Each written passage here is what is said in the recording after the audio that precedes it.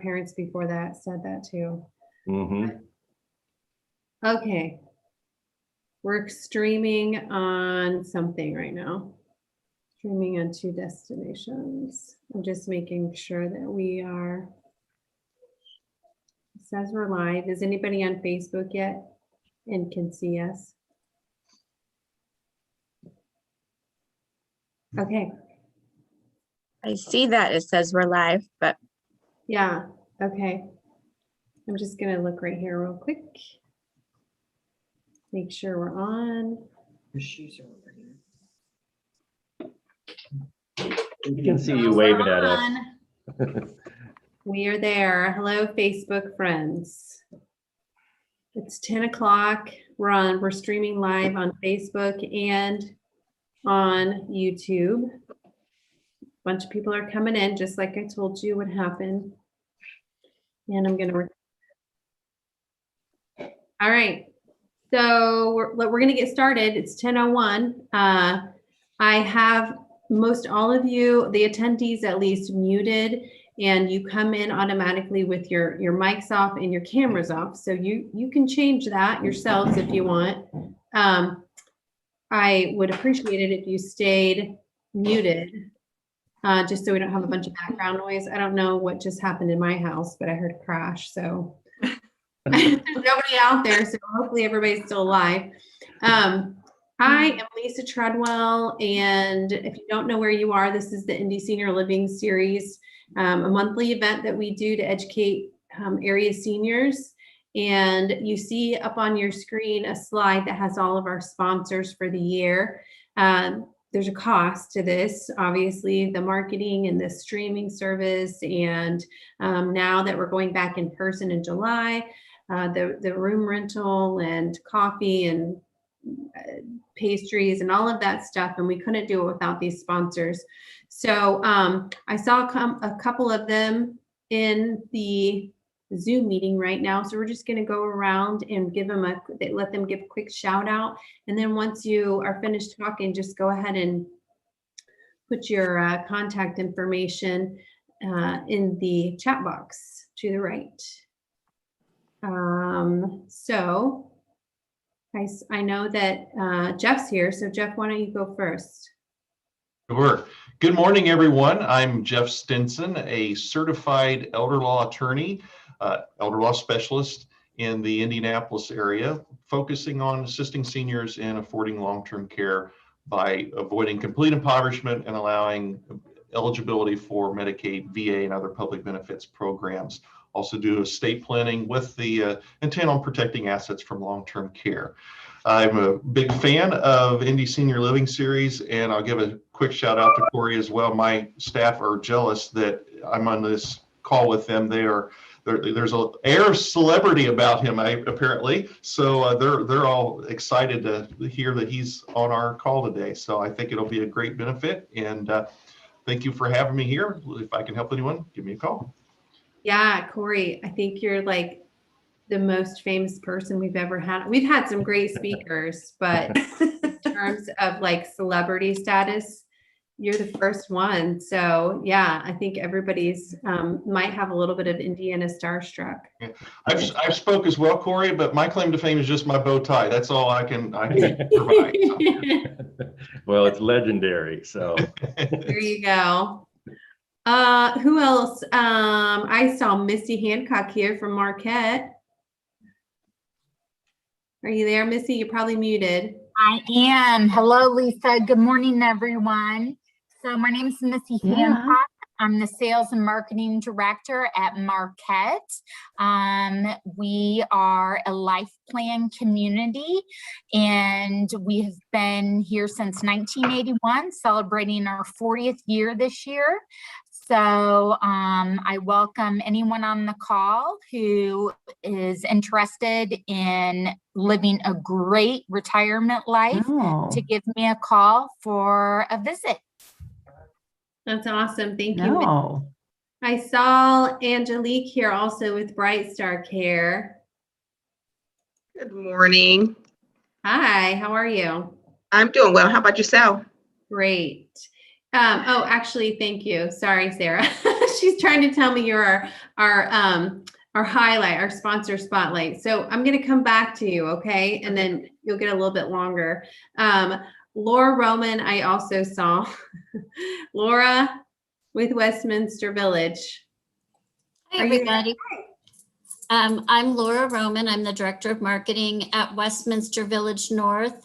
We are also a continuing care retirement community, meaning we have independent living, assisted living, and skilled nursing care, as well as memory care. We're located on the northeast side of town. We are a not-for-profit organization. We are an independent organization.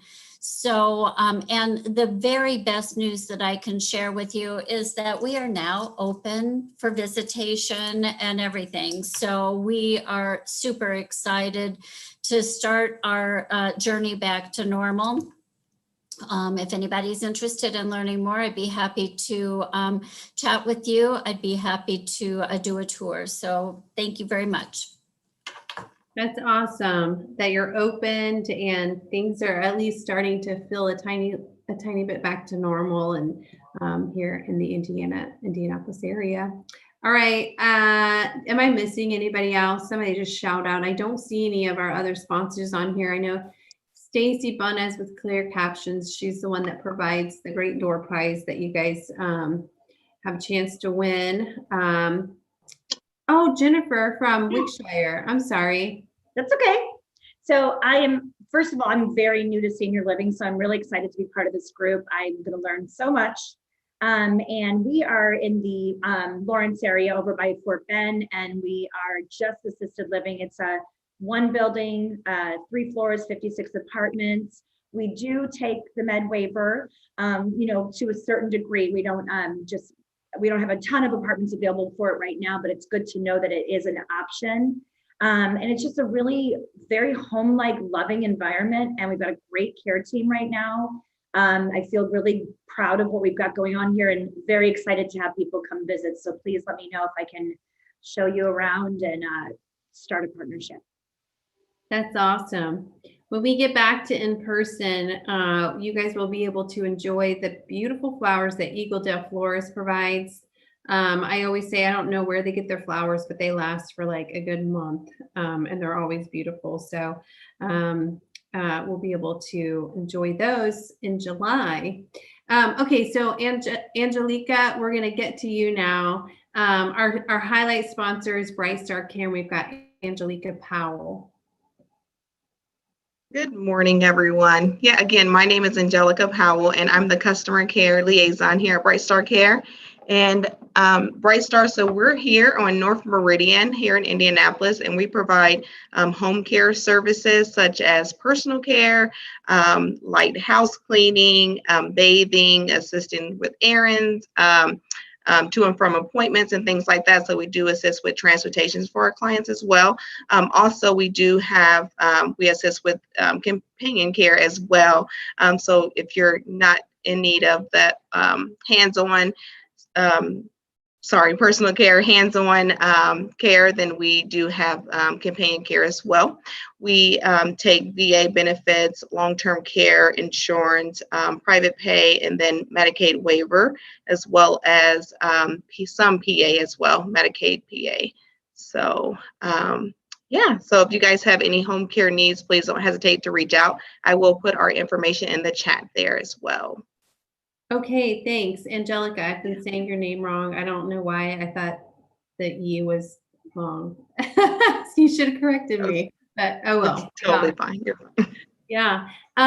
Okay, so those are our sponsors. Again, you're going to be able to see them in person. I think you guys heard me mention a couple of times already, because I'm super excited that St. Luke's is letting us come back to in-person meetings in July. So be sure to mark your calendars, and if you feel comfortable, we will be in person. We're also going to be streaming it here for those of you who still would rather attend virtually. And I'm sure that St. Luke's will have restrictions, and we're getting information on that. We'll be sure to pass it on to everyone here. So just a few housekeeping, and then we're going to dive right into our speaker, because we were just talking earlier. He is like the closest, he's our celebrity. He's a celebrity speaker. So everybody wants to hear him. So real quick, mics and cameras are off. When you come in, if you do come in and you turn it on, your mic, and you've got a lot of background noise, we'll go ahead and mute you just so that everybody can hear our speaker. If you do have a question, it's *6 if you're calling in. I did see a couple of people who called in. So just hit *6 on your phone, and that's how you sort of raise your hand to alert us that you have a question. If you're here on the video, there are some quick little commands there on the right in your chat box, or you can type the question in the chat box, or just unmute yourself, wave your hands, and start screaming, or however you want to get our attention. Our upcoming event, we're going to put a link to the feedback form / door prize form before the end of the meeting, and that is how you'll register for the event. Now that we're going back into in person, we're going to be really stringent about RSVPs. We haven't been for the last year and a half because we wanted to make it easy for everyone to just hop on the video. So we're going to switch this Zoom meeting over to a webinar, which it'll be a little bit different. You have to register when you log in and everything. I think it's just like your name and phone number and email if you've got it. And then we'll take attendance in person at St. Luke's too. So because there's going to be a limit, there will be a limit to the in-person. So we're going to be really strict about RSVPs. So watch for that. The topic for next month is downsizing, right sizing, and aging in place. Same time, 10 to 11:30. Sponsors, if you haven't already, put your information over there in the chat box in case some of our attendees want to reach out to you, schedule a tour, ask questions about home health or anything else. And then before the end of this meeting, we will put a link in the chat for registering for the next event, and also door prizes. You've got a $25 gift card and that really cool basket that Stacy makes each month. So, and without further ado, I'm going to introduce our speaker, Cory Chalmers. Please tell me I'm saying that right, Cory. You are. Okay. I've been thinking about, I should have just asked you, but I've been thinking about that ever since we started emailing back and forth about questions and how this was going to work and everything. So you see some of Cory's accolades there in his bio, but I'm gonna let Cory just tell you directly about his history and why he's here with us today to talk about hoarding. No question's a silly question. I just want to put that out there. So we're all, this is okay, and we'll get started. You ready? We're ready for you, All Cory. right. So just a little bit about me. I started my company SteriClean 26 years ago while I was working as a paramedic. Wasn't a fireman yet, but just going into houses, and it really started as a crime scene cleanup company because as a paramedic, we got called to some pretty atrocious scenes, and I always felt really bad for the family having to get down on their hands and knees or on a ladder in some places to clean, walls, ceilings. It was something that continually bothered me. So I started that company in 1995. And within the first year, we started to get calls for what then was called pack rats. We know it now as hoarding, or just too much stuff. And there really were no resources for people that were suffering from this either. It was just another form of crisis, not something that happened, in the blink of an eye, like a trauma or death, but something that I felt needed better solutions for. And so our company started to work with hoarders again about 26 years ago. Since then, there's been a lot of awareness on hoarding. It's now, as you know, a diagnosis. It's in the DSM. So a lot has changed. I think people coming out of the pandemic, even some people that didn't hoard before might find themselves cluttered, just living that different life of being stuck at home and ordering a lot of things through Amazon, HSN, wherever you were getting your stuff. So I'm happy to be here. I think it's great timing. Wish I could be there in person next month, but I'm happy to be here on the camera in June. So I am ready to kind of answer any questions that you guys have. I do have some slides that I've pulled from an 8-hour training that I typically do. So I kind of picked some things that might be relevant that I think you might ask. So if you see me switching back and forth, sharing my screen, I'll try to not make you guys motion sick when I'm doing that. Yeah, I was going to say this is a little bit different format than we typically do. Typically, we have, 3 to 4 or 5 panelists, and we ask questions, go down the line, just get different perspectives. But you are the expert in this area, so we're going to kind of do a question and answer type of thing, and I really encourage our audience to type your questions and comments and things in there for Cory. I'll ask them live. If you are on Facebook or Zoom, you can type it in the comment box. If you're or in YouTube, *6 on your phone. I already have something here in the comments. I am a special needs coordinator. Hoarding to me is too much stuff they can't part with. People hoard due to many circumstances in life. That was just more of a comment than a question, but did you want to address that? Yeah, I think when we look at, and this is what fascinates me about hoarding, is you can open 100, 1,000 different front doors and see a similar thing, but every one of the people that are suffering from this have a unique roadmap of how they got there. They're very unique in their triggers and their traumas and the reasons they hoard. And I can try to find that slide real quick, and I'll just go right into that. Can I take over your screen? You should be able to. It probably will ask you. So let me just go to this one. There you go. And I'm going to leave it like this, as long as you guys can see that. These are the top reasons that people begin hoarding. It's important to remember hoarding is still a symptom, even though it's a diagnosis. It's like alcoholism and everything else.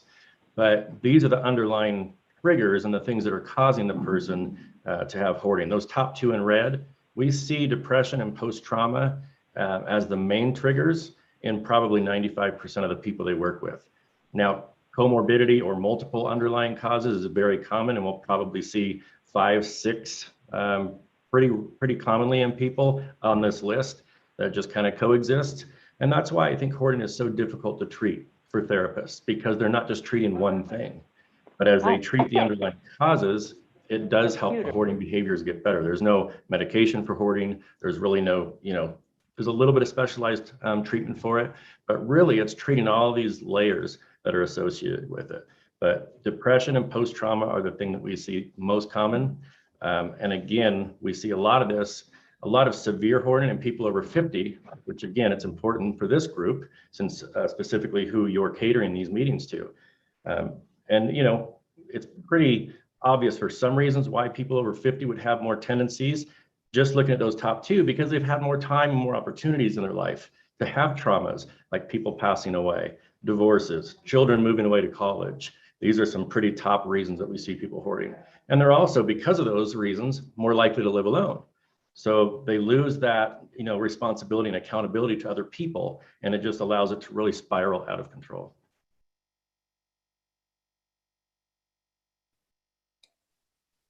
Okay, I was going to ask you about that post-trauma, like if there's certain events that just trigger this in people. So post-trauma and depression are the top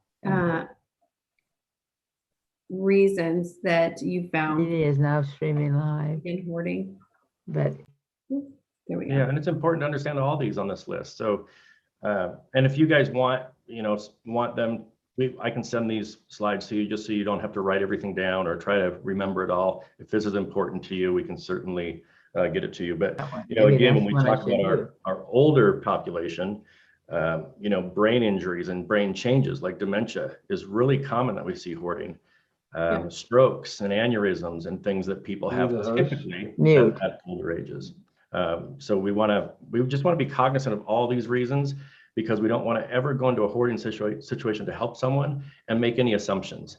That's why I think we've been able to help so many people on and off the show, but really the show is a totally different story.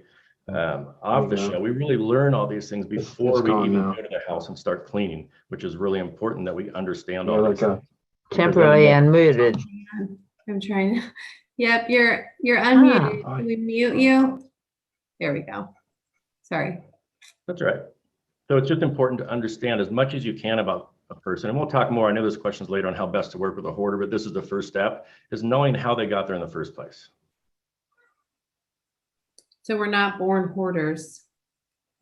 Well, that's part of it too. If you look down about 3/4 of the way down, you'll see genetics there. Oh, yeah. There are some genetic components. About 80% of people that hoard say they have a relative, that hoards also, or they consider it a pack rat. And there's 2 reasons for this. There's an abnormality in the frontal lobe of the brain that can be passed down from generation to generation. And they're finding out something about chromosome 14 that they're only finding in people with hoarding. That off there.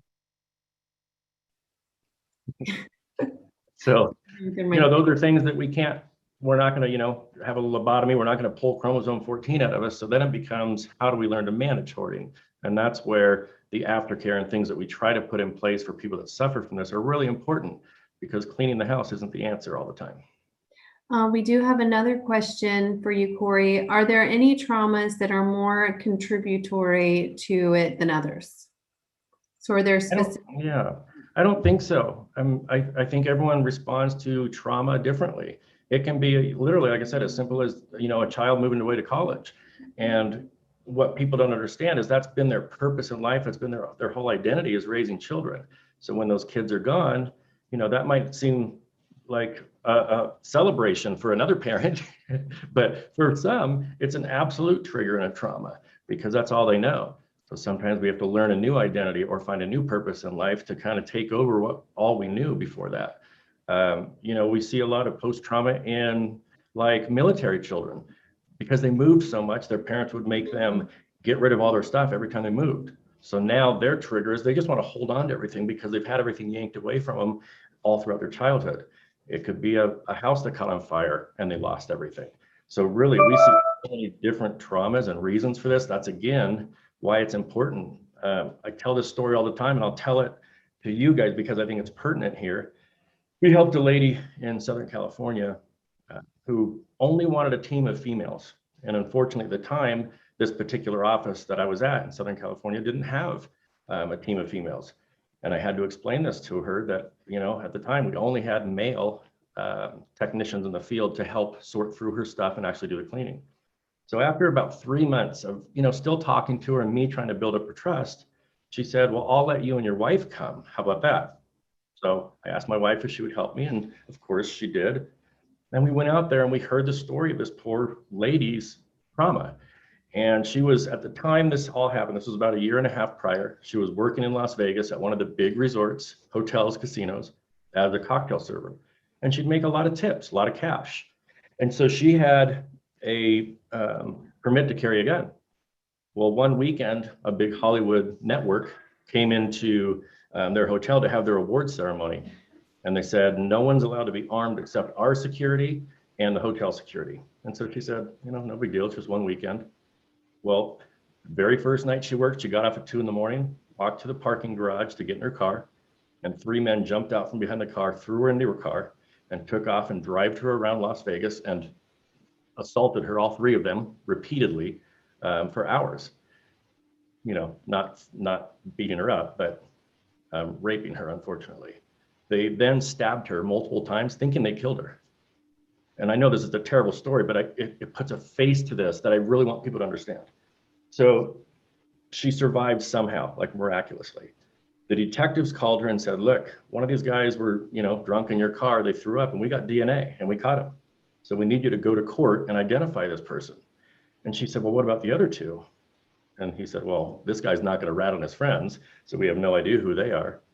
She said, well, if I go to court and testify, I probably was just some random lady that they picked. But if I go to court and testify, they're going to know exactly who I am. And these other 2 will probably try to kill me again in fear that I'll find out or I'll testify against them someday. And the detectives just said, well, there's really nothing we can do about that, but please testify and put this guy away. So she did. But that fear, just grew and grew in her to where she couldn't sleep. She was just paranoid that these guys were going to kill her. So she moved to Long Beach in California, moved into a high-rise apartment building where no one could break in, because she was so high up through the back door. It was a studio, so anywhere in her apartment, she could see the front door. She said she hoarded it for 2 reasons. One, she was so depressed that she just kept buying stuff, couldn't throw anything away, couldn't clean. But she also figured, well, if someone breaks in, they're going to see this and probably turn and run. So this one terrible, event changed her entire life. So if we don't know that going in to help someone like that, that's very different than someone that says, I lost a loved one. And that's when the hoarding started. Because a lot of people that have had sexual assaults, either as a child or an adult, feel very violated when you touch their things in the same way when they were touched. So there's just such a fine line on how we help people based on what we learned about their past. And there's not really one that's worse than the other. As terrible, in fact, as terrible as that story sounds about this poor lady, she was one of the easier ones to treat because she'd only been hoarding for about 1.5 years. And it was based on a trauma that we could get her grief therapy for and help her work through that trauma. Could I ask a question? Yes, ma'am. Go ahead, Carol. Yeah, I can't find out where the list is that Cory had put on the screen, I believe. Oh, do you see it on your screen right now? No. It's a PowerPoint. It says hoarding as a symptom. Not seeing anything like that. It might be because there are different views of the video. Are you looking at all of the people who are in attendance right now, like on a grid form? Yes. So I think if you go to the top right corner where it says view, you see that? Yes.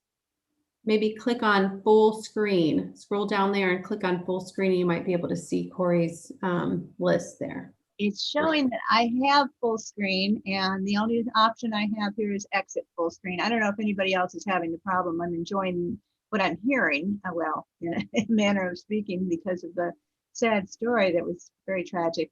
But I'm not finding that. So I'll just continue to listen. That's fine. Do you see something that says side-by-side view? Side-by-side speaker, side-by-side gallery.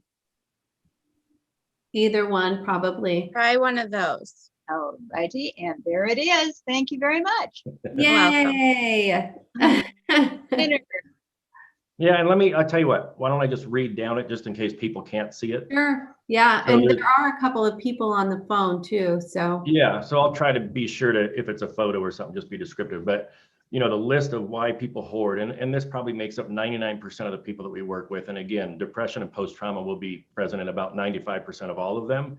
But there's fear of being poor. We saw a lot of the depression era folks, which, there are many left, but still some of them, and even some of the baby boomers that were raised by the depression era folks had these beliefs that we have to hold on to things because we don't want to be poor, we don't want to go without. And I think anyone that grows up like that, without having food on the table and enough to, just make ends meet, they're more likely to hold on to things. We have perfectionists, and I know that's hard to wrap your mind around, but when I do the 8-hour version of this, we actually have quotes from actual people that suffer from this. And one lady said, until I find the perfect place for every item in my house, it just sits there on the table, on the floor, and there's no end to it. So when you think of it that way, there are a lot of perfectionisms that hoard. And so it's really one of those weird psychological things that you can't even wrap your mind around, because if you're a perfectionist, how do you live with a house full of such chaos? Control is a big one. Anyone on here that's ever worked with hoarding behaviors or people that suffer from hoarding, control is huge. This could be because of, again, childhood issues where maybe the parents were overbearing, never really gave their child a voice. This could be because of fear of abandonment or abuse. And honestly, they feel like they're in control. Even though we see it as completely out of control, they feel like they control their things won't leave them, their things won't abuse them. So they're in control of their home. OCD, ADD, ADHD, we see a lot of that as well.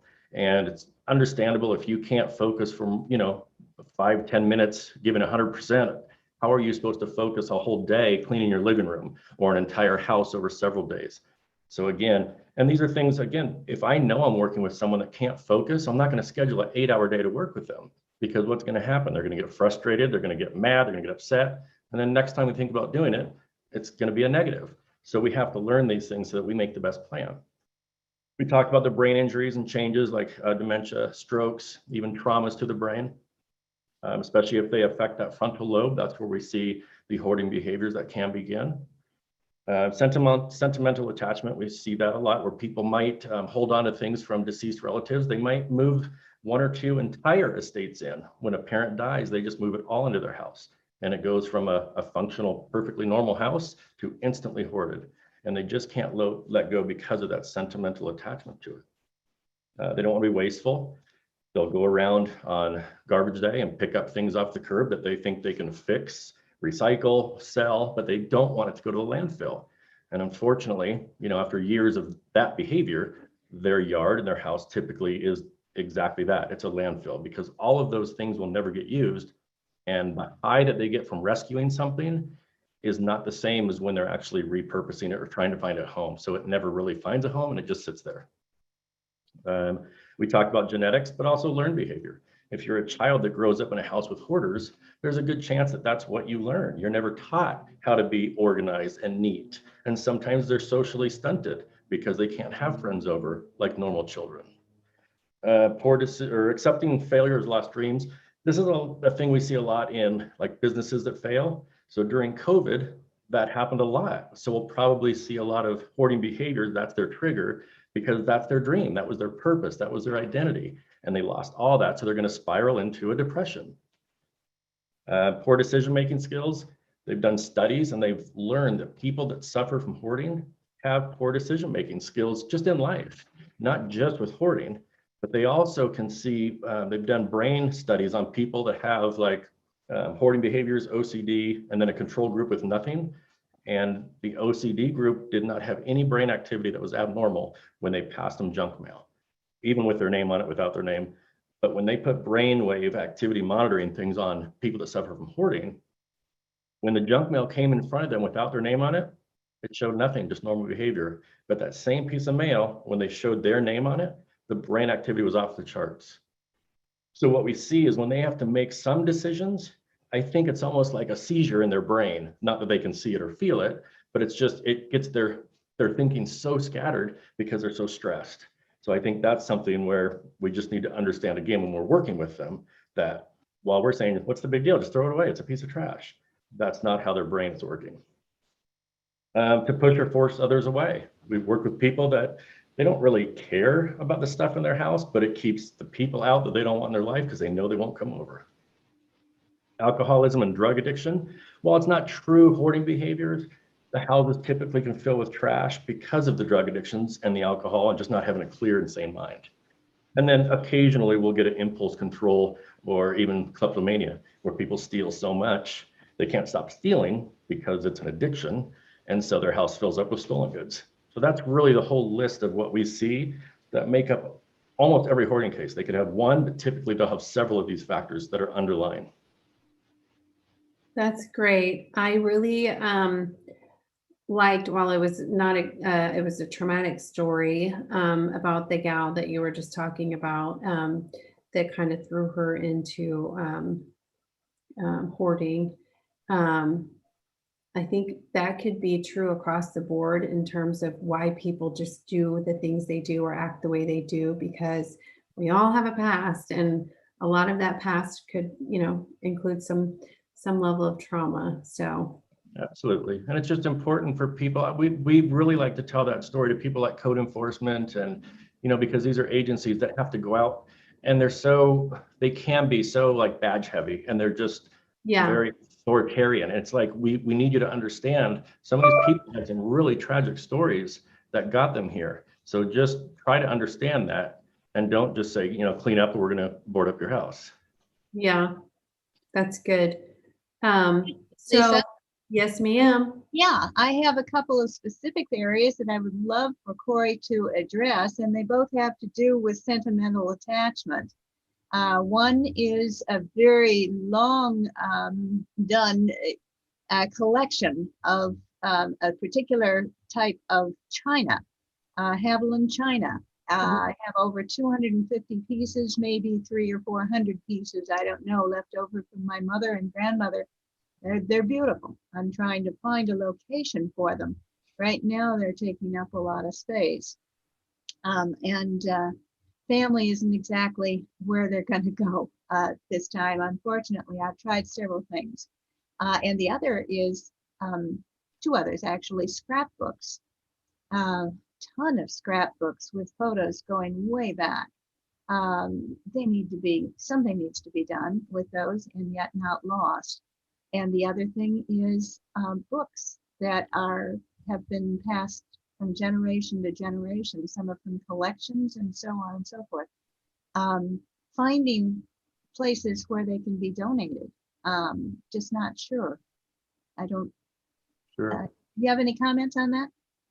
Yeah, I mean, the books can be hard. Everything being donated during COVID was very difficult because, like everyone else, no one knew what they should accept, what they shouldn't, what was dangerous, what wasn't.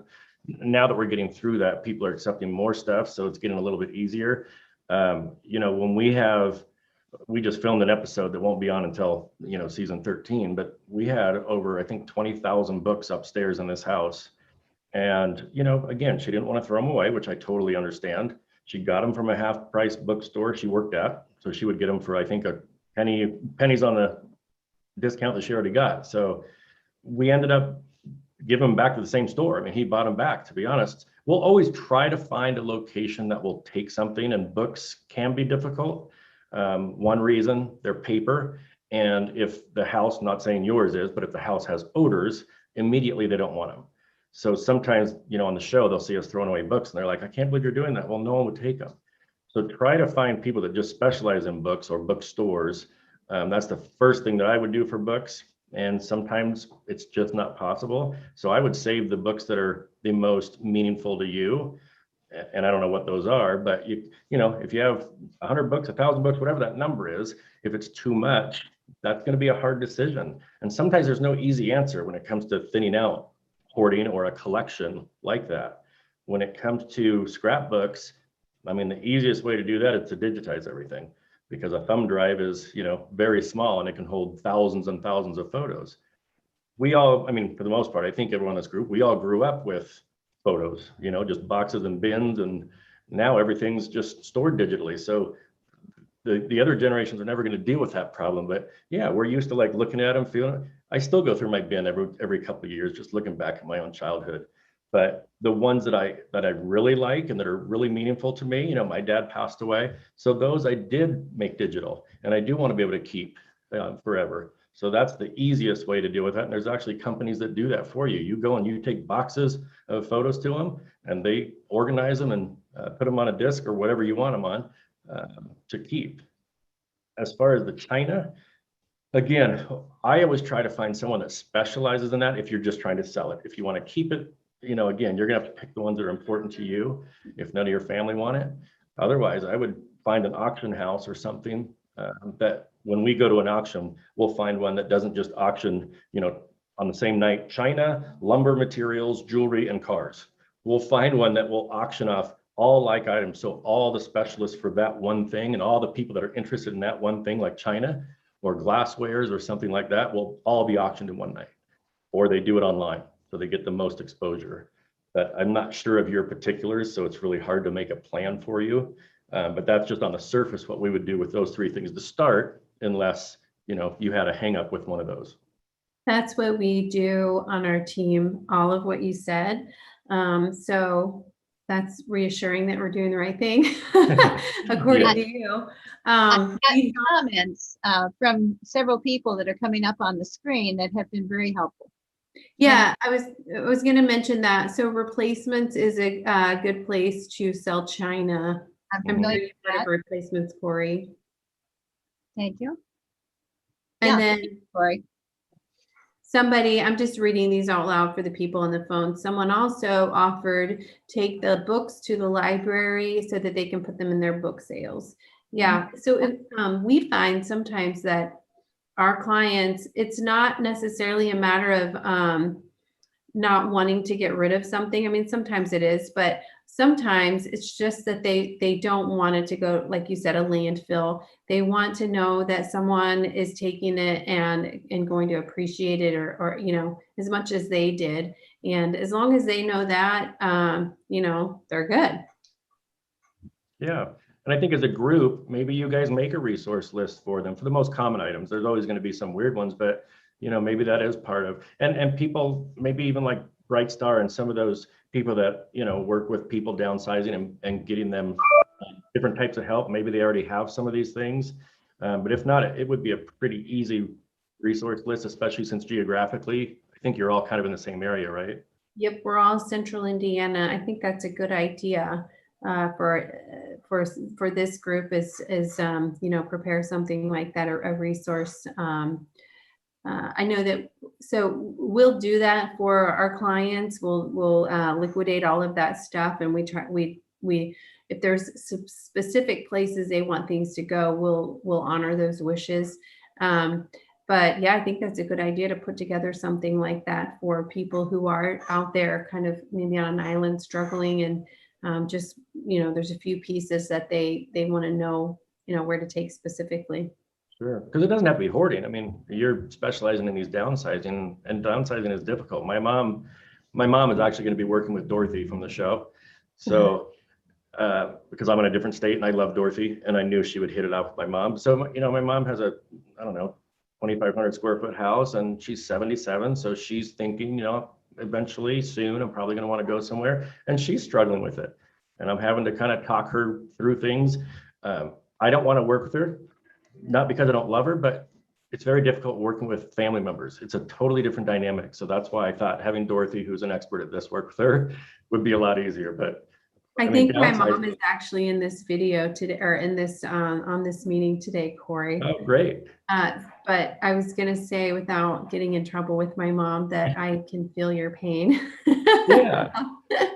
Yeah. Sometimes working with friends and family members is harder than working with someone who, you just met for the purpose of your profession.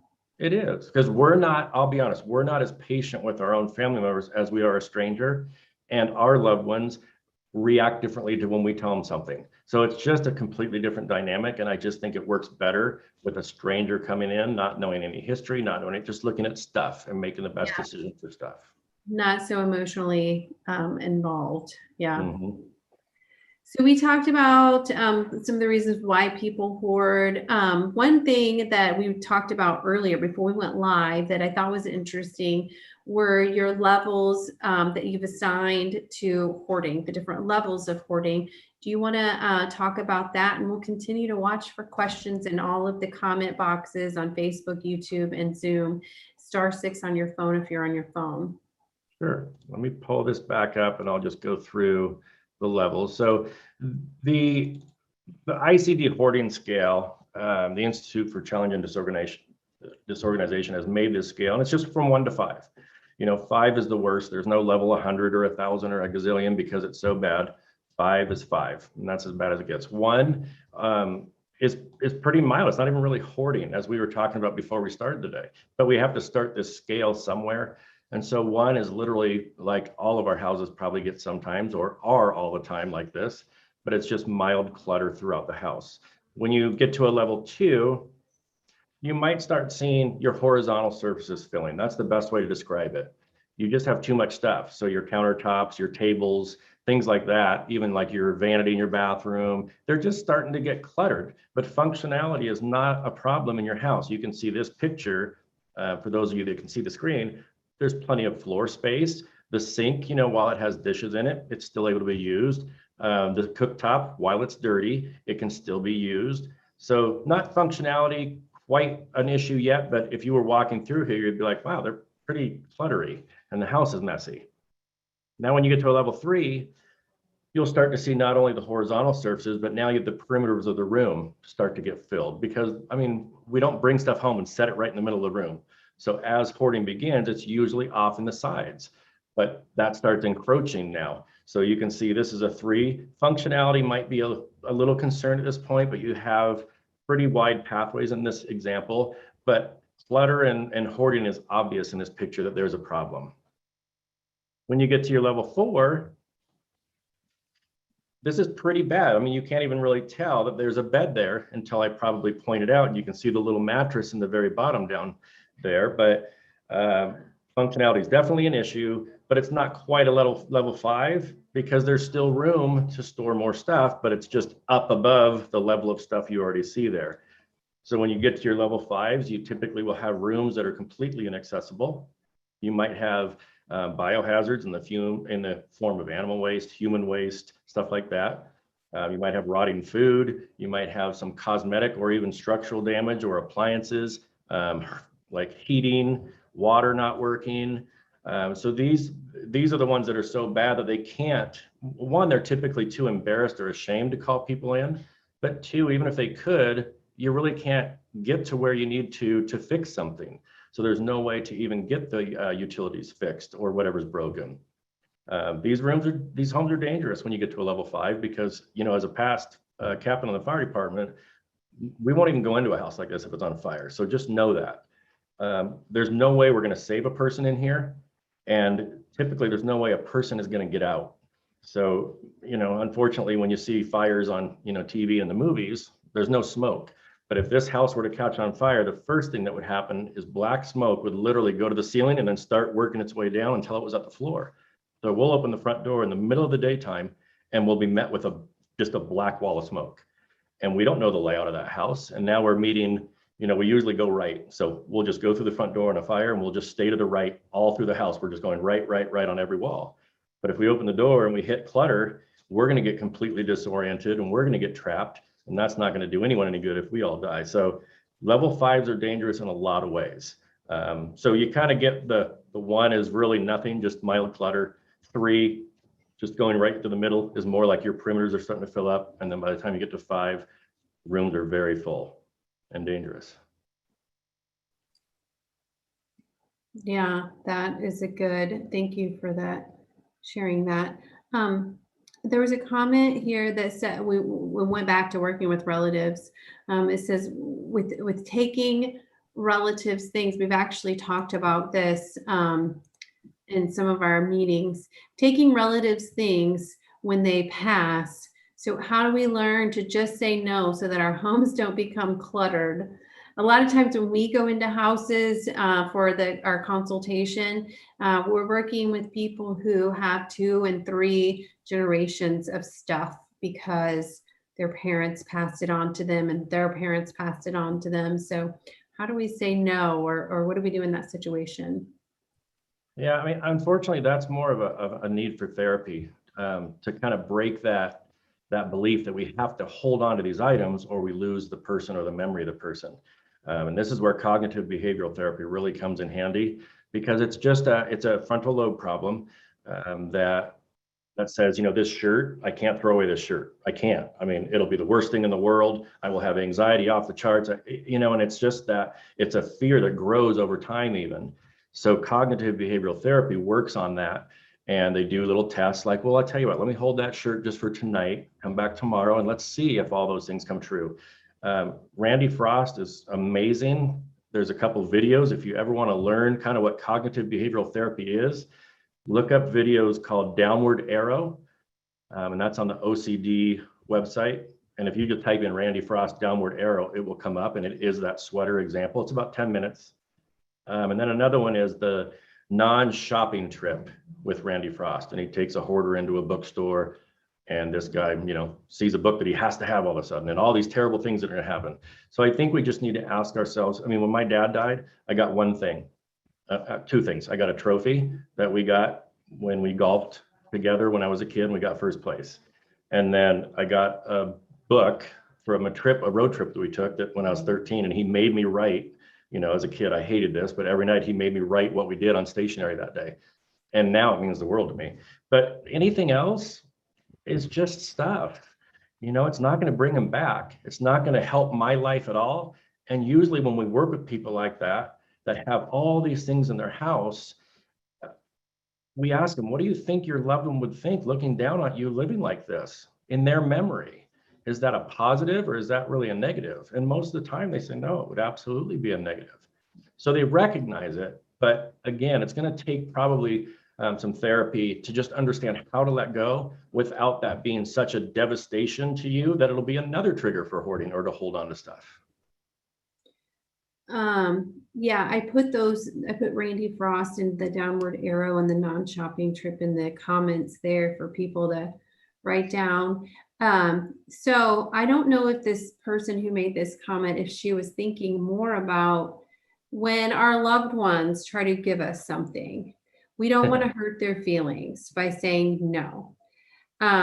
And so, maybe that is some therapy that we might need to be able to say no. And we preach that we've been doing these monthly events for 5 years now. And more than a handful of times we have said, ask your kids and your loved ones if they want your things, and also be prepared for them to say no or take one piece that may seem really trivial to you, but it has a strong memory from their childhood, and that's typically what happens. So we warn our audience, but I think maybe, as adult children and our parents are, wanting us to take things, how do we say no and not feel like we're hurting their feelings? Yeah, well, first we have to understand that it's not our job to manage other people's feelings. I mean, that's a brutal way to say it. Yeah. But the first thing we tell people that we work with that we see this happening is stop taking stuff, because you're only making the problem worse.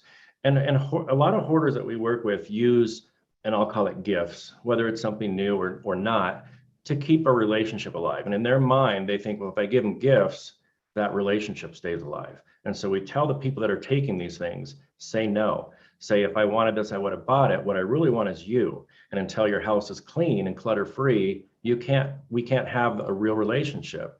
It really is. We see this so much where in their mind, they really do believe the relationship is great, and they're keeping that person, keeping their love by giving gifts. And so you have to stop taking stuff. And it's not to hurt their feelings. It shouldn't hurt their feelings when you explain it like that. So just say, look, I'd rather have a relationship with you. I really don't want that. It's a nice thing, but I don't want to encourage this type of behavior. And the more I take things from you, the more you're going to keep things. So try to stop doing that right away. And there's probably nicer ways to say it, but don't just say, oh, no, that's trash, because we really do want to remember that this is a sensitive topic if they're hoarders. Just try to do it in a loving way. I like the candid form of communication. In fact, that's one of the things I like best about working with seniors is, for the most part, there's always exceptions, but for the most part, this group is what you see is what you get. They tell it like it is, and they appreciate you telling it like it is. So I like the direct, communication. We're not in charge of other people's feelings. So we had a few other questions that we had talked about, and I'm still looking in the chat boxes too, and *6 on your phone if you have a question. How can we start the conversation? Well, we kind of talked about that already. How can we start the conversation and help a loved one who is hoarding? Just on the surface, we get so many phone calls from people throughout the day, every day, that just want us to come in and clean their loved one's house when they're gone. And so we have to explain, one, it's illegal. We can't do that. We'll get charged with theft and trespassing and who knows what else. But two, you're just creating another trauma and another trigger. So that's the last thing you want to do, because even if we emptied out the house today, it's going to be full in a year if they're physically capable of doing it. And if not, they'll probably just pick up the phone and do, Home Shopping Network, Amazon, and QVC, anything to fulfill that void or create that good feeling that they get. So it's a matter of, just like anything else, from alcoholism, drug, like, until they're ready, they're not going to do it. And we have to accept that. Give them the resources, tell them, I'm here when you're ready.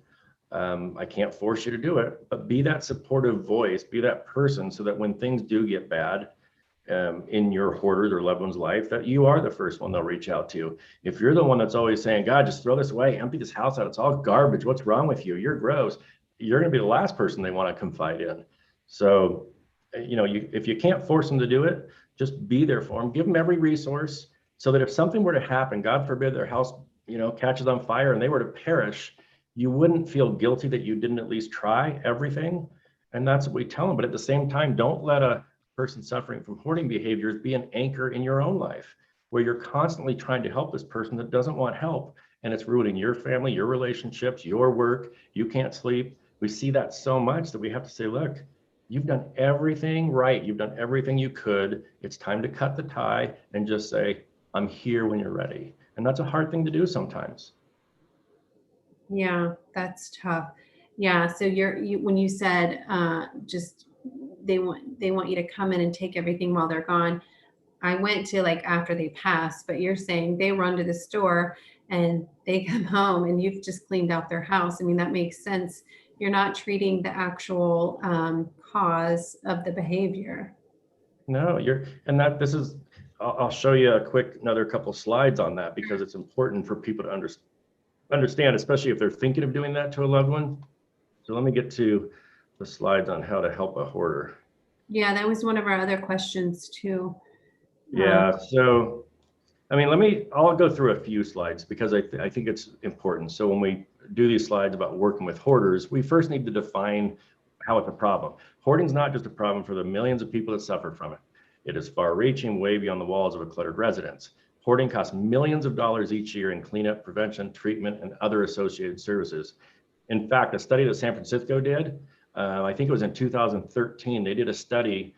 They polled all the agencies within their city, and it was something like $6 million per year that they were spending on hoarding just in San Francisco. So, I mean, this could be $1 billion problem or more across the United States if every city were to truly calculate every cost that's associated from, adult protective services getting involved, code enforcement getting involved, police, fire.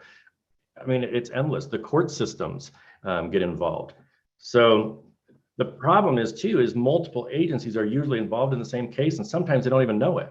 So the right hand isn't talking to the left hand, but the true issue still lies in the fact that we're way behind the curveball in addressing hoarding properly because what we're focusing on. So yeah, hoarding affects the person that's actually hoarding. It affects family members. It affects neighbors. It affects everybody. Fire departments, code enforcement, animals, animal control, real estate markets, apartment managers, Department of Health. I mean, I can go on and on how hoarding affects an entire society. So what does it mean? That there's not enough resources anywhere to deal with what is millions of hoarders. When we talk about numbers, it's about, any study they do usually results in an answer from 3 to 7% of people that suffer from hoarding, and not just level 1, but level 3, 4, 5. So you're talking about, 1 out of 20 people, because I always go with 5%, it's right in the middle, but 1 out of 20 people, across the country, we have over 300 million people. That's a huge problem. So we can't afford to keep going back to the same person over and over again, which is what happens when you focus on the wrong thing. So it's time to shift what help really looks like. So this is why we fail. Like code enforcement, they have their clipboard and they literally have a template with check boxes and stuff that they're supposed to do when they go out and assess a property, instead of learning about that property. Because again, every hoarder is unique and cannot be helped the same way. Forcing a cleanup really should be the last ditch effort. When you condemn a home and kick someone out of their house, is that really better than a cluttered house? I mean, now they're going to, be on the streets and have nothing. So how best to proceed depends on that individual's past, their current situation, and what's best for their future, not to get them just off of our caseload that we have. Because hoarding has a recidivism of about 97%. So if we go in, we clean up a house, we leave, 97 out of 100 of them are going to fill it right back up. So how we fail, we condemn homes, we evict people from their homes. Take responsibility for this when we put shows on TV that really don't show a lot about true help. What is reality TV about? It's about drama. So they don't want a person that's going to work with us that's just going to say, oh yes, throw it away. Oh yes, yes, yes, this is great. Oh, look at a beautiful house. Because people don't want to watch that, unfortunately.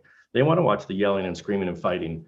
So now people at home that are thinking about getting help, they're probably scared to because they think it's going to be this dramatic. As a cleaning company, we fail because we respond to a house like this. We clean it all up and we leave it like this. We pat ourselves on the back saying we did a great job and we drive away. But what did we really do? Did we really help the person solve that problem? No. So we look at alcoholism. Alcoholism is a problem, but we don't walk into a bar, take the bottles away, and think that we cured them, right? We didn't. We took away a symptom of the alcoholic. of the alcoholism. So when we do that with hoarding, it's the same thing. If we just go in and take away their stuff, we haven't addressed the problem at all. And so they're just going to fill up that house again. So where we should start is what we talked about earlier, is learning that roadmap of how they got there, their traumas, their triggers, their underlying causes. And then we can make the best plan on how to get them out of it. But we want to make sure that we understand how they got there, because if we don't, it's not about the stuff. And that's what we really try to tell people. If you take your mom away for the weekend and we come in and empty out the house, did we really change the hoarding behavior at all? No. So you're still going to be dealing with this. You're just giving yourself a reprieve until she fills the house up again. That's good stuff. Yeah, it kind of goes back to mental health. There was a question in the chat box about services. Are there low-cost services? And we can talk about that. We'll actually talk about it in our July meeting. It says, are there low-cost services to help a hoarder who is at risk for eviction? I mean, I go back to the help that a hoarder needs is mental health help.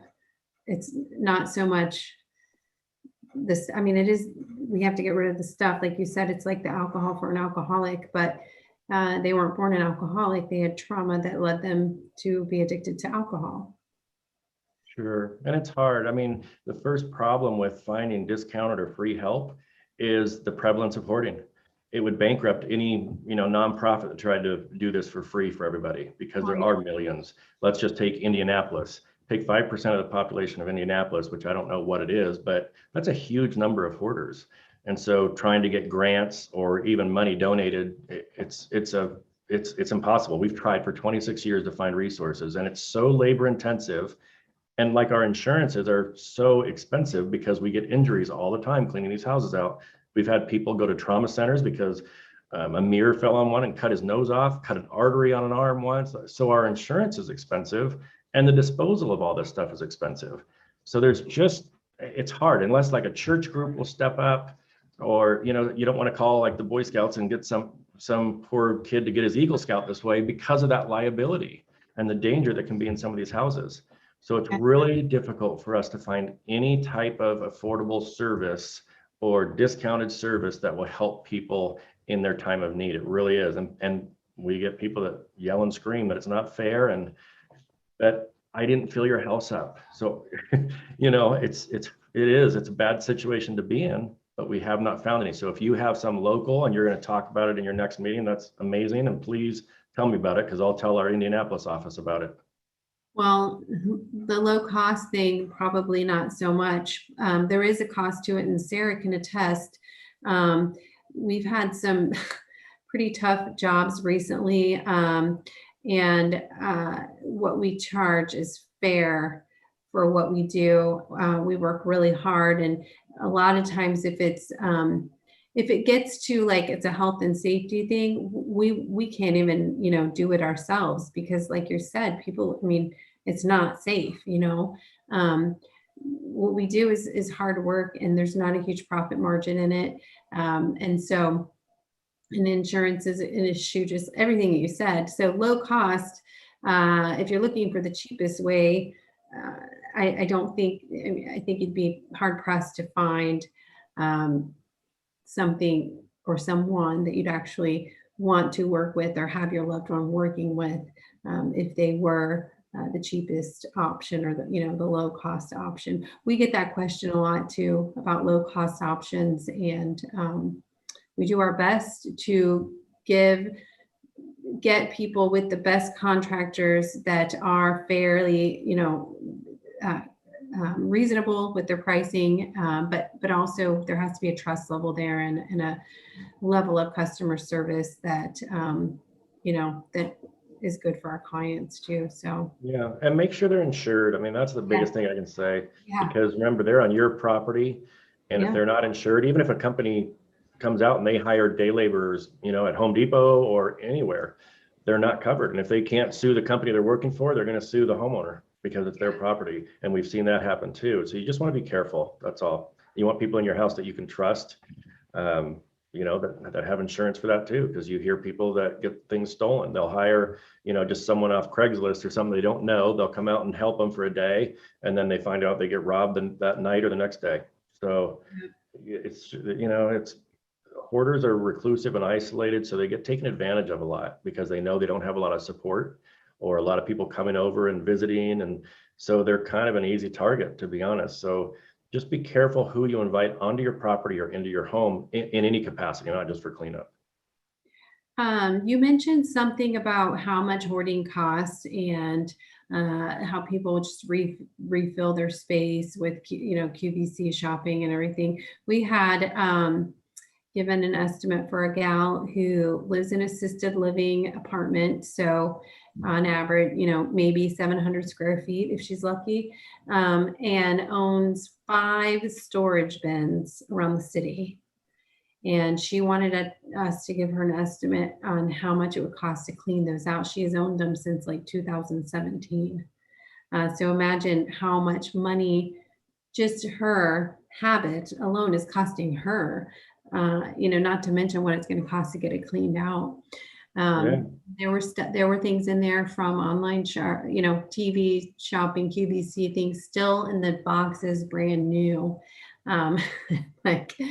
It is costly to keep and to get rid of things. Absolutely. Okay. At what point do we know, or can we say this is definitely a problem and we need to find help for our loved one? Well, again, the biggest definition for me is the functionality of the home.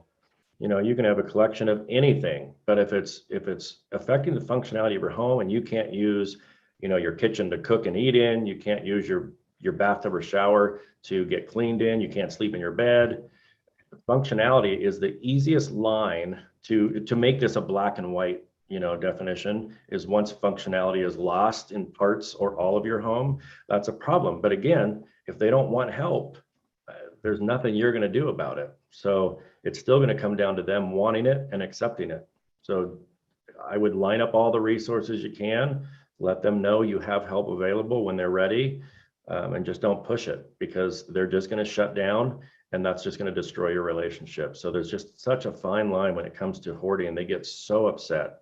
And people may be watching this that suffer from this, and there's no offense to you guys, but hoarding as a group, as a class, they're big procrastinators. I mean, they all are. So they'll say they're going to do something and they'll make every excuse, and maybe they are trying to do it, but they just can't.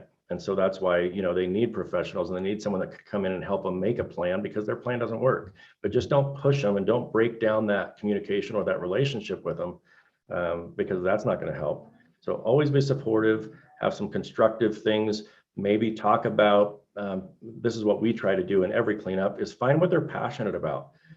Find something that gives them purpose and that makes them feel good, that they're being productive again. Because a lot of them, again, have lost their identity and have lost their purpose, their careers, that they don't have anymore, maybe. So let's just give an example. Like if we know someone loves music, we'll create a music room for them so that they can do something they're passionate about. They can keep their hands and their minds busy with something positive.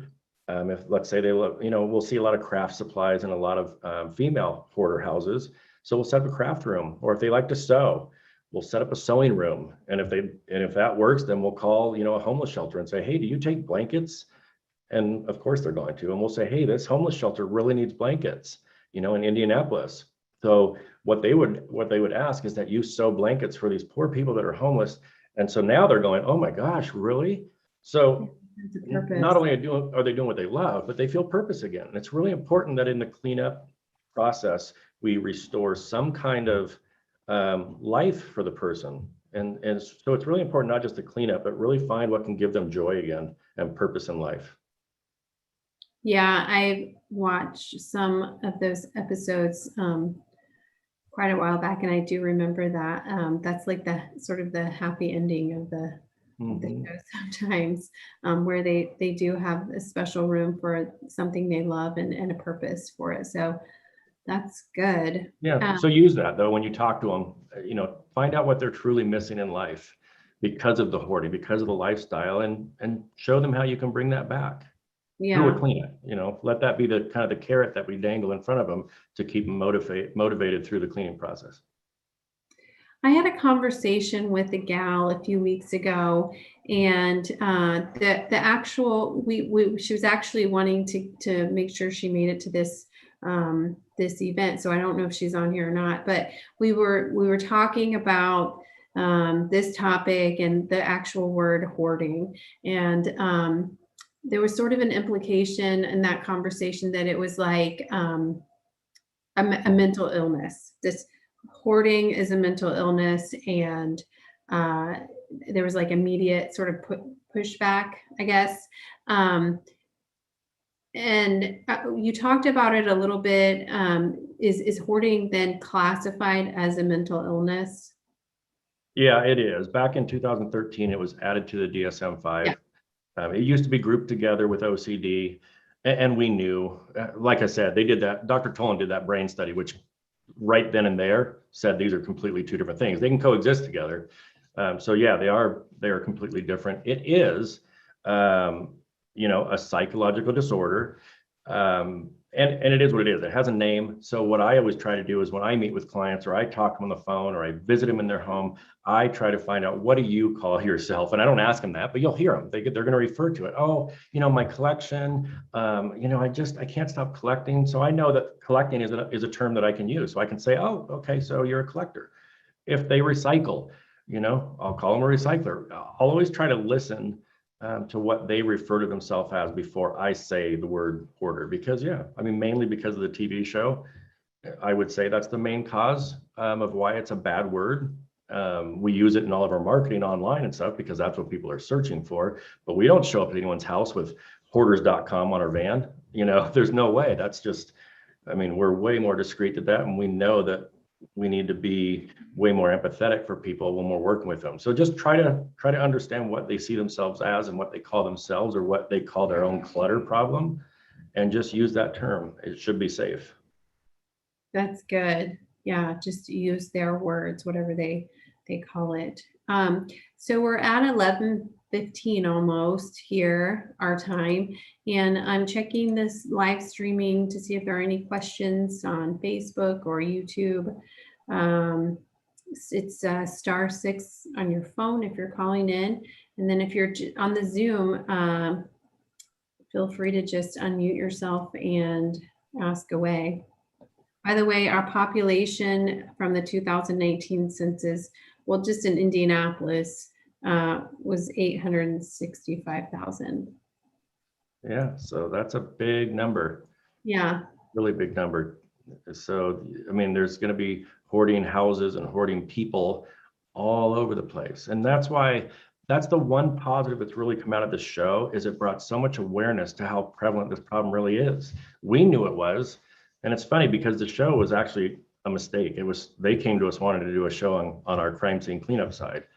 And so we filmed 2 houses where people passed away, and one happened to be a hoarder. And we had warned them it's going to be way too graphic and you're probably not going to want to do this. And so they still did it. And after that, they said, you were right. That's a little too much, but what's up with that one house? So we taught them what hoarding was. And they said, well, is that even common? We said, absolutely. So if you notice in the first few seasons, they would put like hoarding affects, 2 or 3 million people. Now I think on their beginning slide, it's like 19 million. So Wow. even the show took a while to understand how prevalent this really is. And I think 5% is really a good number to use. So if you're someone suffering from this, you're not alone. 1 in 20 people, that's a lot. So don't be afraid or embarrassed or ashamed to ask for help, because this is all we do. This is companies like us. This is all we do. We go into houses and we're fueled by restoring your home to a safe and functional place for you to live. It's not, we don't come in and go, oh my God, how disgusting. That's so gross. How do you live like this? Because we've seen so much worse.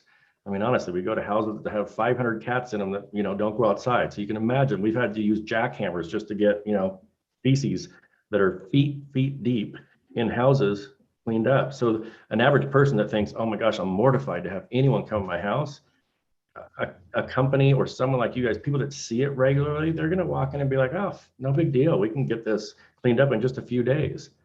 So don't be scared is the main thing that I have to tell people, because there's so much hesitance, there's so much resistance, and there's so much anxiety built up over just thinking about this constantly. They really do think people are going to come in and just be completely grossed out. Nothing's going to affect us like that. We just want to see the person living a better life, and we can quickly do that.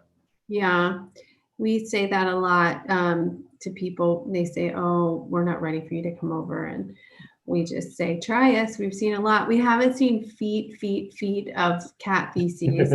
I'll consider myself lucky, but yeah. So we have a question in the chat that says, for you, Cory, please explain the actual process when you're hired, and can you talk at all about pricing, and is Steri a national company? Yeah, so SteriClean has over 30 offices right now throughout the country. So we're covering about 40 states. The first thing we do is when you call in, or we have live chat on our websites. If you're not comfortable to call, you can chat with us, you can email with us.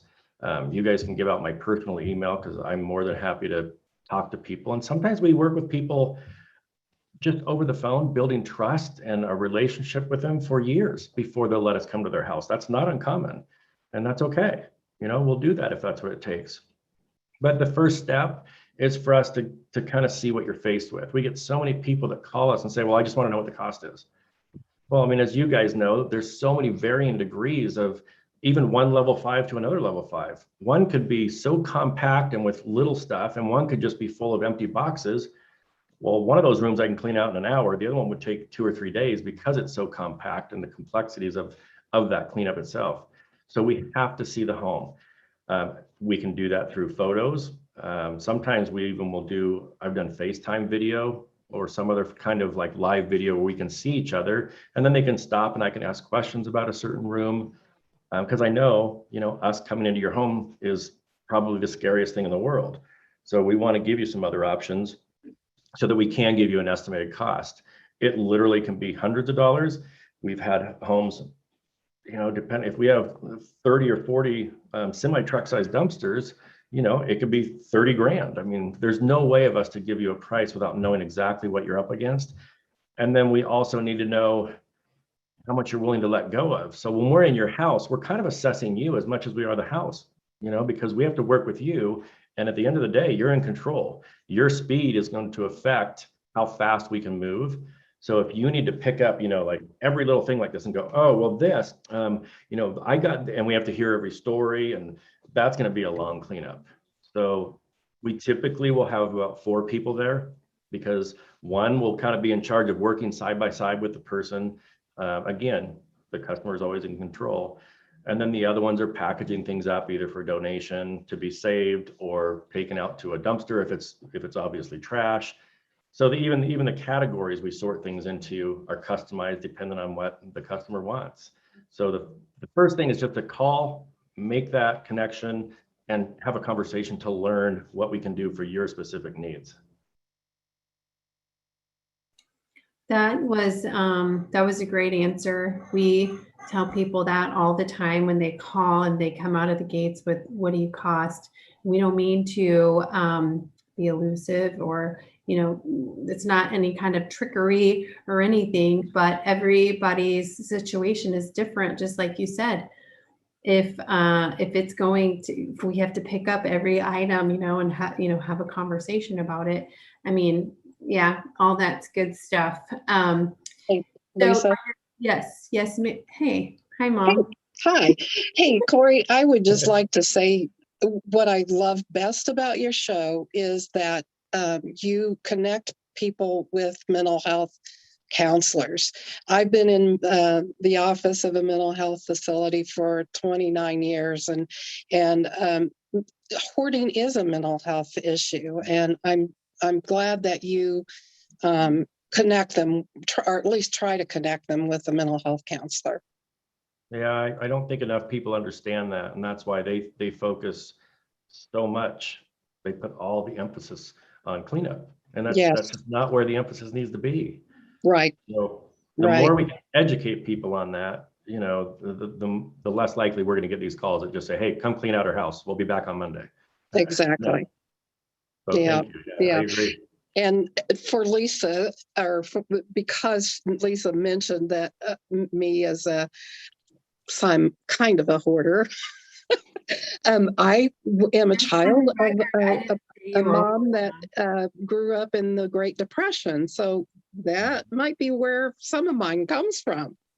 Yeah, that's why I brought that up. It's so prevalent in that era that they were like that. And a lot of people of your age, the baby boomers, suffer from the same thing because they were taught that. And anyone that is taught something, we form our brains when we're growing up. Everything in our childhood affects us as adults. Exactly. Everything. I mean, you can't deny that. So, thank you so much. yeah, you bet. Good luck. Let her work with you. No, she won't work. She won't work with me. Oh, and you're in mental health. That's even more dangerous. No, right? I'll give that one to Sarah. She can have that one. Yeah, like when we work with psychologists, it's really hard. And a lot of our clients are really smart. So the smarter they are, the more difficult it is to work with. For Absolutely. The people that attend our these monthly events, they are sharp. And we like that about them as well. I'm looking for other last minute questions on all of our sites here, and pop in if you're on Zoom and you have a question for Cory. It isn't every day that we get this one-on-one time with someone of your caliber, so we appreciate it. Let me talk, while we're waiting, I'll just show some pictures and talk about the importance of, again, who you hire. Yeah. When we get into, we have to remember this, that when we're doing a cleanup, no matter how bad it looks, I mean, it could just really look like I said, a house with 500 cats in it. We have to remember at some point when they moved in there was a normal functioning household under there, and we have to look through that stuff and sort through that stuff.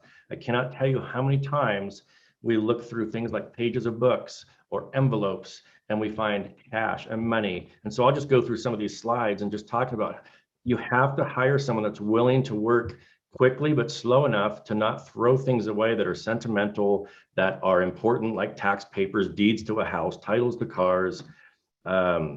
It takes time, but we can still do it quickly. And usually we'll find a pattern. If it's money, like we'll find that, it's always wrapped in tinfoil, or it's always in an envelope and they're using the outside of the envelope as their bank ledger. So we'll try to find that, but you need to trust that these people are going to look through everything to recover all your valuables, not stick them in their pockets. We go on so many that are like this guitar one, that are just amazing. And sometimes like this one, we got hired by someone out of state that said, oh, my family died, just go throw everything away, it's all trash. And then we get there and we call them and we say, it's not all trash. So someone needs to get out here, or we can, in this case, they ended up doing an auction for them. They never even came. But our office could have just taken these and they wouldn't know. So trust who you're working with. This is another case of what is called zylogomania, which is, a trash hoarder. But yet, as we looked through this, there was a ton of cash in there, just mixed in with all the trash. Cory. And what's that? We've got a couple of questions. Sorry. Okay, go ahead. We find cash too. That's crazy. So Katie had a question, and then we have one more in the chat. Go ahead, Katie. Are you able to unmute yourself? I appreciate the comment that was made earlier about, having you have a discussion with your loved one prior to someone's passing, to perhaps put little tabs or something, so-and-so would like this. Because I think we end up not having those great discussions. And then afterwards, when that loved one dies, then you go to their home or their apartment and you just feel like, okay, we just got to take all this stuff. Well, no, you don't. But at the moment, you're kind of feeling, the pressure to all take something, and you end up, I'm looking at my home right now at the things around me, and it's stuff that I've collected from, grandparents or parents. And it's, I don't think I'm a hoarder, because I think I'm on level 1 that Cory's with Cory's little, visual, and maybe a 0. I feel like, I hope I'm that, but still I'm not a minimalist for sure. But I can also attest to the diamond rings. I went to relatives, and, it was just another another relative and myself, because nobody else wanted to go. And heavens, I got a $4,000 diamond ring that was just stuck in a dresser drawer in her bathroom. So it's like, you know, surprise. But anyways, thank you so much. It's been very informative, Cory. I appreciate it. Good, thank you. Cory, someone in Kansas wants your contact information. Could I please get your contact information for my presentation? Oh yeah, this is Michelle here at home in Kansas. She works in a similar industry and she's been tuning in every month. And she has some family members here in Indiana. Yeah, I mean, you can reach me directly, 1-800-HOARDERS, which is 1-800-462-7337, and I'm at extension 200. Or you can email me at Cory, C-O-R-Y-C, Cory C at steraclean.com, like above my head right there with a dash between the Stera and clean. I got it in the chat box here. Okay, perfect. I think I got that in there. Yeah, and so. even if you just have questions about a loved one or about yourself, or, you know, we also have a support group online, you guys. It's totally anonymous. It's on hoardingcleanup.com, and we do it every Sunday night. The website says Tuesday on Sunday, but Tuesday, not a lot of people show up. It's anonymous. We don't see or hear each other, so it's just typing back and forth. So you do need a computer, but it just gives people the opportunity to talk to other people that suffer from this, and in different stages. Some people have recovered, some people are still struggling. So there's no experts. I ran it for the first 3.5 years, but I feel like it does better as a peer-to-peer support group. That's and there's awesome. also message boards on there where they can talk throughout the day together. So there's all kinds of resources. If anyone is open for any step, from just barely being open to starting this process to I want to clean up tomorrow, we have solutions throughout the country, and it's not always us. Like, we'll find you therapists, we'll find you other support groups. There are ways to start working on this that are not involving people coming into your house and touching your things yet, because you have to get prepared for that before you do it. Yeah, that's awesome. I love the support group, and you're right. I think there's just a level of comfort knowing that there are other people experiencing similar things as us, not just hoarding, but, you know, in anything. There's a comment here. Lots of people are saying, thank you, Cory. Thank you. Great information. This was great. I love seeing people remove the clutter and rejoin their loved ones again. It's really important work that you're doing. Thank you, guys. Glad I could help. And I hope someone, you know, I hope everyone took something away from any part of this. Again, it's just such a widespread problem that probably everyone knows someone that suffers from this. I see you up there. Somebody's, yeah. Oh, there's Michelle. You're unmuted, I think, Michelle. I saw Phyllis and Michelle's screens waving. Are you guys able to unmute yourselves? Yeah. Hi, guys. We were just waving at my cousins. My mother just stepped in, and I just wanted to say hello. Oh, yeah. Yes. We have a little family reunion. Oh, yeah. Yeah. I tell you, this is a wonderful thing that you guys are doing here, and I have so enjoyed it. And when I get out there to see Phyllis and Bill in August, I want them to bring me over and visit. Yeah, we'll meet up, Michelle, for sure. We already messaged about it. Oh, definitely. Good. Yeah. Well, Cory, we really appreciate your time. I know that you're a busy man, and we so appreciate you joining us here for the Indy Senior Living Series. We do collect feedback, and I put the feedback link in the chat box, and anything we get, we'll definitely share with you. Great, I appreciate that. Yeah. We have about one minute left. Any last minute? I don't want to leave anybody out. *6 on your phone. Just giving like one last little call. Hey, Lisa, one last thing.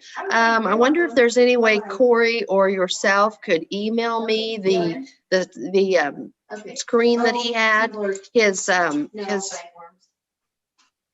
topic there. Yeah, I'll send the full size one is almost like I think it's 500 slides. It's like 132 wow. megabytes. But if you Okay. just want the ones that we kind of went over today, that's a much smaller one. I think there's 96 slides. I'll send that to her and maybe she can disseminate it to anyone that wants it. Yeah, Yeah. that'd be great. That'd be Okay. wonderful. Yep. Do Is that. this information on your website, Cory? On hoardingcleanup.com, you can actually watch a webinar, an 1.5 hour long webinar that I do. I run through all the 4 topics, why people hoard, different types of hoarding behaviors, the hoarding dangers, and how to work best with a hoarder. This is from 7 or 8 years ago, but it's still relevant. So you can get access to that on there. There's usually a $35 charge if you want it for free. Email me at that email she typed on there and I'll just send you the link for free. That's awesome. So Well, nice. Yeah, thank you, Cory. I know the bet. group appreciates it, and we've streamed this live, so it's gonna live on our Facebook and YouTube. If anybody wants to rewatch it or share it with your friends, it's also on our website, downsizingindy.com. And again, we couldn't do these events without our sponsors, and Sarah has put them back up on the screen there. So thank you guys, and Thank you for what you do. yeah.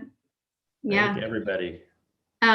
Stay tuned for more communication about our July event that's going to be both in person and virtual, whichever you choose. So we will say goodbye for now. Thanks a lot, guys. Bye.